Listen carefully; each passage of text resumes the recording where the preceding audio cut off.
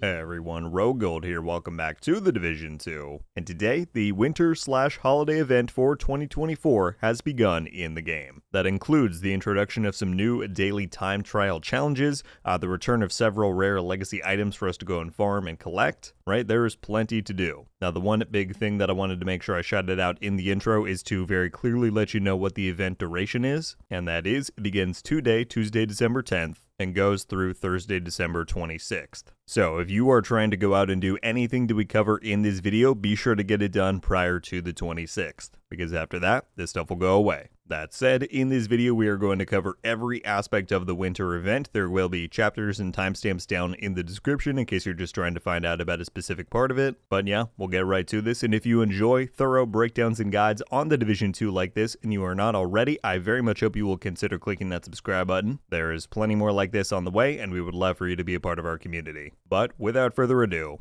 let's go. Alright, now to begin, I wanted to quickly highlight two different cosmetic bundles that are going to be available in the store only for the duration of the winter event. So, as goes without saying, if you wanted either of these, they're only here for a limited time. You'll find them by going into your menu, down to store, and up here at the top you can click on the bundles tab over from these two. The first here is called the Permafrost bundle.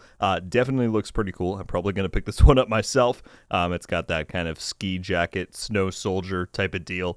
Definitely looks pretty sick, and I believe this one was ported over from the Chinese version if I'm thinking correctly there. And then if you tab over one more time, you also have the Open Fire bundle.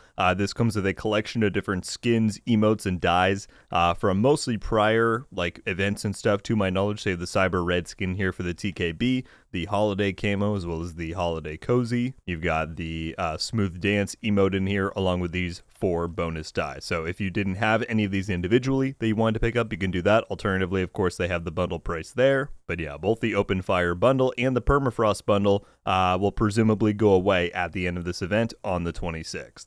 Alright, next up, as with all past winter events, the Loot Goblin is back, or I should say that the rare items that he carries in his rotation have returned. So, for the duration of the event, you will see the Loot Goblin as well as most of the rest of the Scavenger faction wearing some Santa gear, specifically a Santa hat. That is how you know that this is kind of in phase, right? These items are here. And so, like usual, all of the past holiday event items are in his rotation currently, but also a few of the other ones that make this pretty lucrative to farm right now. So, I went ahead and typed out a quick little chart just to make it easy for you to understand what is currently in his rotation. Here it is. There are going to be 7 items in total. I marked at the end in color which event these originally came from, but let's just go down the list. You have the Slayer Snowball Gun. This is the first ever holiday event item that they added way back in 2019. Then he's also going to have the Chill Out named Gila Mask, the O'Carroll named M44 Sniper, the Festive Delivery named Sombra Backpack. Then he's going to carry the 2 other items from the events that we had this year. That includes the Cooler Water Gun from the summer event and the Harvest named Police Magnum that came with the Mooncake event. In addition to those 6, which will be available to everybody right off the bat if you want to go and farm him right now, when and if you complete the new project chain for this year's winter event, which is the time trials that we're going to cover shortly, then the new snow machine named Electrique knee pads will be added to his loot pool as well. Meaning that if you wanted to go and farm additional copies of it, that is how you would do so. So feel free to pause, screenshot this table, whatever, just so you know what's there. In case you don't know, the Loot Goblin, or the Hoarder enemy, can be found anywhere within the open world as well as within the Summit game mode. He will randomly appear and run by you while you're playing. However, if you're trying to specifically farm him, there are some spots that work better than others. The one that I use personally and always recommend is down at Dark Zone South, so you want to fast travel to the actual gate, not the Alpha checkpoint. Once you get there, you're going to want to turn around and either within the parking lot that is right there or out in the general street, which is where I found him this time, there is a very good likelihood that you will hear the clanking of his backpack running around. You'll see a blip on the radar if he is indeed there, and yeah, all you have to do is shoot him. This time that it happened, I got the Festive Delivery, so he will drop 1 of those 7 items, 6 if you don't have the snow machines yet,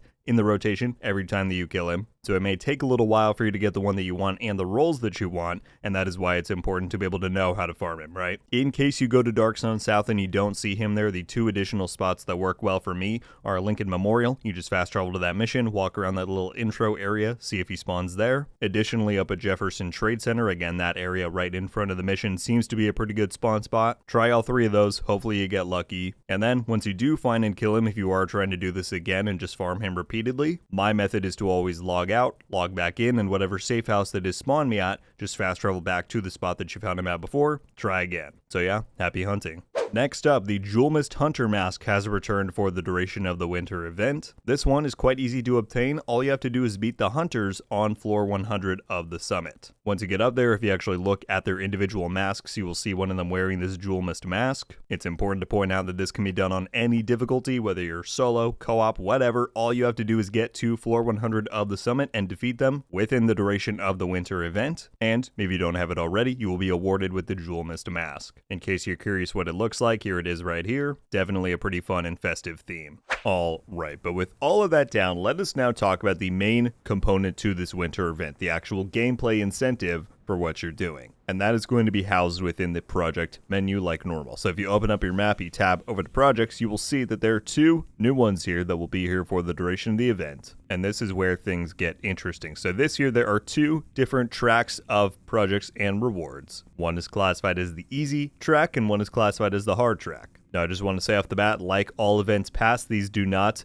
go away at the end of a given day, right? You don't have to do it within the 24-hour window. For the duration of the winter event, which again is today through December 26th, these projects will unlock and stack up. So if you don't get to day one right away, that's fine. You can do it at any time. Once you complete it, day two will then automatically filter in, so on and so forth, assuming they've already unlocked, and then you will be able to do all of them in succession. So the question is, what are these projects actually asking you to do? Well, essentially, they are reprising leagues from Seasons 1.0, right? That was a component that didn't make it over to Seasons 2.0. These projects are time trials. They're asking you to do different main missions within Washington, D.C., beating it at a certain target time, and if you do, you complete the project and get the reward. So, for example, this first one is asking us to go and do Grand Washington Hotel, so let's do that. If I go over and fast travel right here,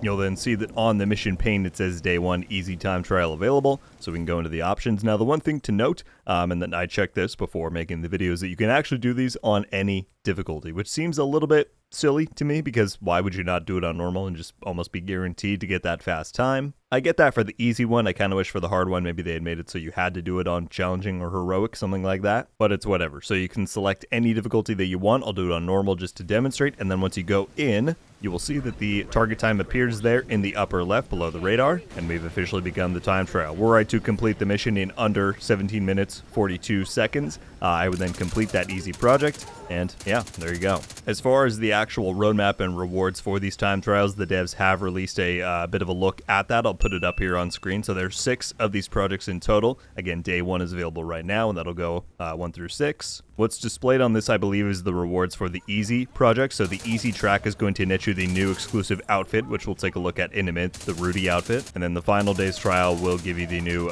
snow machine named item, which is the new pinnacle named item for the event, as they usually do. This is a look at that Rudy outfit. Definitely looks pretty cool. Got that Rudolph inspired thing with the antlers, the nose. So yeah, that is what you're going to get the pieces for this from doing all 6 days of these time trials. The other thing then though that I wanted to point out is the hard project rewards, because these are actually quite good. So again, the easy one is going to get you the pieces. You can see the day 1 here rewards the balaclava, but if you go over and look at the rewards for the hard project, these are actually pretty good. You get 2 named item caches, 700,000 shade experience, a recal cache, and an optimization cache. So in general, if you're just looking for some good rewards, I definitely recommend going and doing these hard projects at least at some point during the duration of the winter event, because yeah, those are hard rewards to pass up on for that easy of an objective. Alright, and then finally, I just wanted to quickly spotlight the new named item pinnacle reward for this year's winter event, that being the snow machine named knee pads that we just talked about. Now, I will admit I do have a degree of disappointment with these, at least from what we've been shown so far. It looks like they will come with no unique skin, which is kind of the tradition for these holiday items,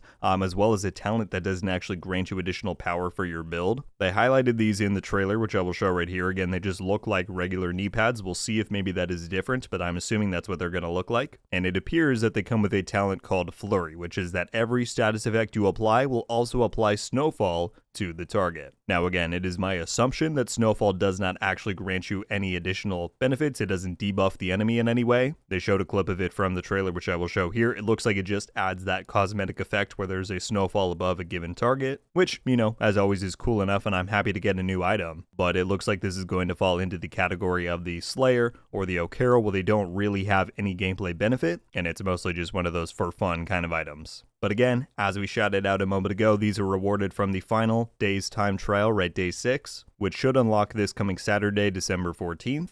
After that date, you can do the projects at any time you want, and up through the 26th, you can do it and get these new name knee pads. And again, once you do unlock them from the project, you can then go and farm the loot goblin for additional copies, whether that be for expertise or different roles. So yeah, something to be aware of. But there you have it, my friends. That is just about everything that you need to know for the Division 2's Winter Holiday event for 2024. Definitely looking pretty good this year. I like the new theme and format of the time trials. I think that is a fun way to return leagues from Seasons 1.0. Maybe a bit short, at least compared to last year's like 15 days of projects that they had. In the future, it might be fun to blend together stuff like the time trials and the more scavenger hunt theme that they had last year. But nonetheless, I'm looking forward to jumping in, getting those rewards, especially from the hard track tier of the project. So yeah, some good stuff. But I would be very curious to hear your guys' thoughts on this entire winter event. What do you think about the new time trials? What do you think about the Rudy outfit that is rewarded from there? Stuff like the snow machines, whatever you're thinking, let me know down below. Additionally, if you have any further questions that were not answered in this guide, do certainly leave that down below and I will do my best to clear things up. But yeah, that is going to do it for me today, everybody. Thank you all so much for watching. I'll see you in the next one. RogueGold. Ow.